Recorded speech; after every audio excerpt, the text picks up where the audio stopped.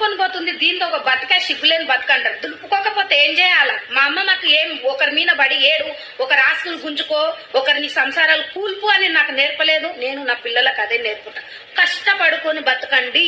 నీది అయితే నీ కాలకడికి ఏ రోజైనా వస్తుందని నా తల్లిదండ్రులు నాకు ఎలా నేర్పారో నేను నా పిల్లలకు అలే నేర్పాను. చేతులేమి ఇరిగిపోయి లేవు, చేతులు బాగానున్నాయి. 2 చేతులు ఇచ్చిండు, కష్టపడుకొని నేర్పమని ఇచ్చిండ్రు నా తల్లిదండ్రి. నేను నా పిల్లలకు అదే చెప్తా. మనది అనుకుంటే మనకు రాసి పెట్టుంటే మనకు వస్తుంది, మనది కాంతి మనకు రాదు. దేవుడి ఇది ఇక్కడ ఏదో ఒకటి పొడగొట్టిండంటే దానికి డబల్ ఇస్తాడు, ఒకరిని అన్యాయం చేసిండంటే దానికి డబల్ పోతుంది.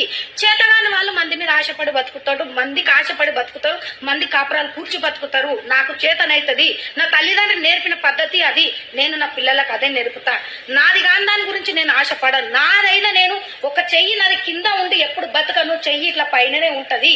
నాకు శత్రువులైనా సరే వచ్చి అడిగితే నేను పైన చెయ్యే ఉంటుంది. ఎన్ని